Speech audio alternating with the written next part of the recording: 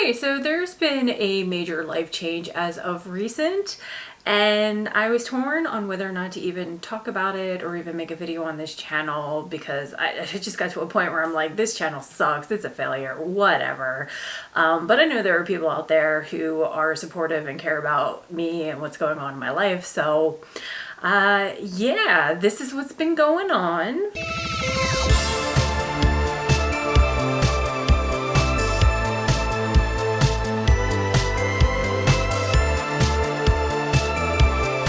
Obviously, is that I got my hair cut. So what happened? I ended up needing a spinal fusion. Basically what the surgeon told me was that I had a really large herniated disc that was centrally compressed over multiple nerves.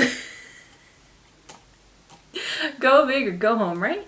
I started experiencing back pain on my last day of COVID.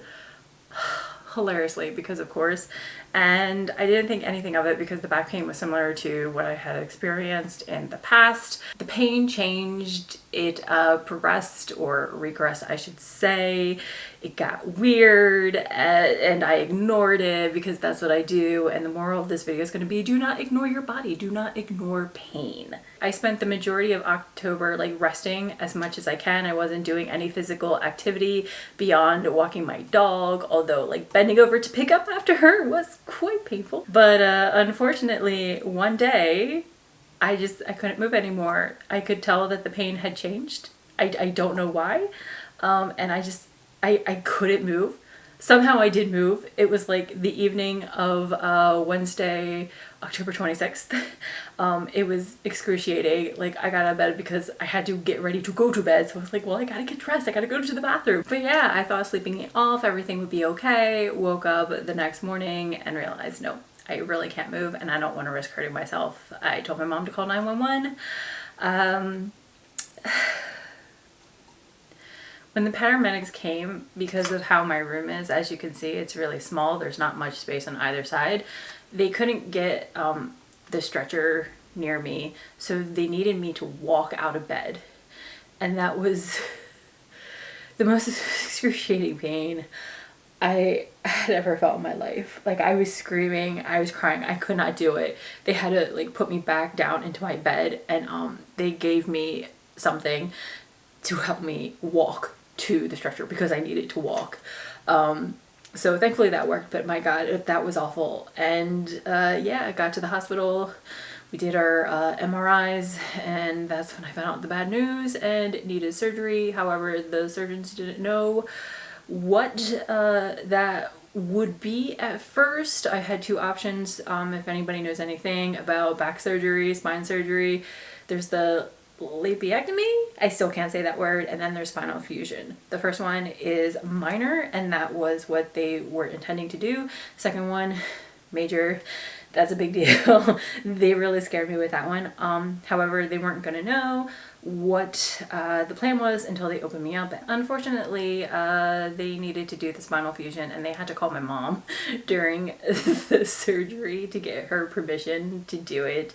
It took 5 hours, they told me, and they removed a disc because it was as hard as cement. I ended up being in the hospital for 12 days total, and if you have had spinal surgery, you are probably saying to yourself, what? That's a way too long of a time.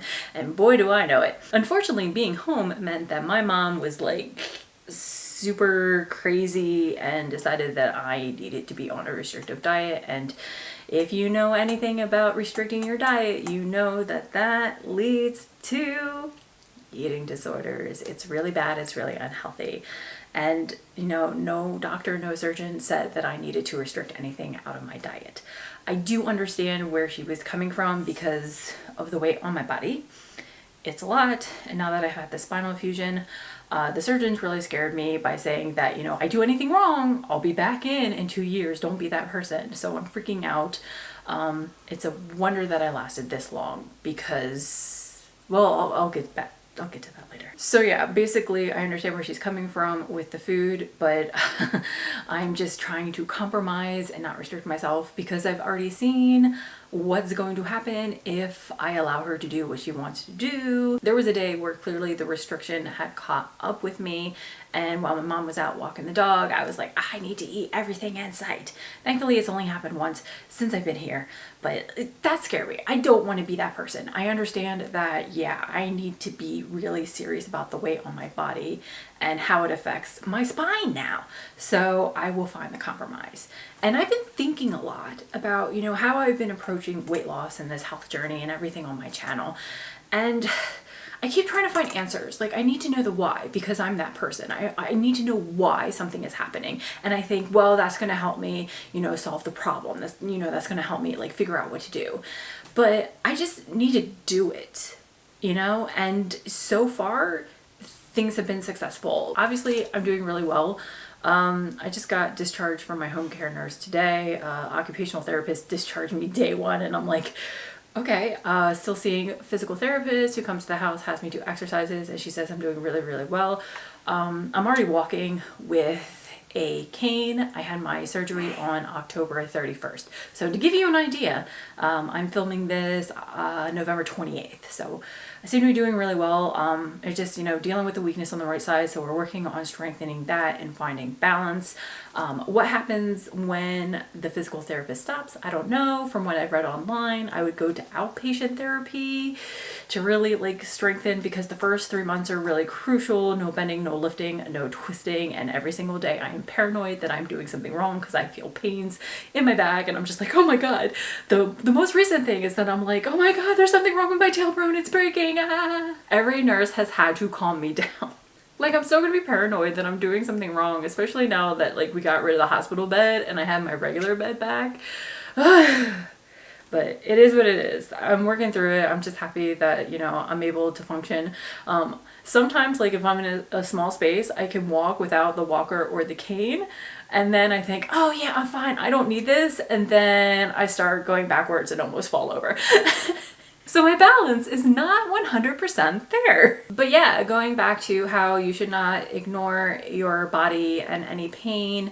What I realized and what the surgeons realized, because they were shocked that I had lasted this long, is that this has been a years-long problem with me.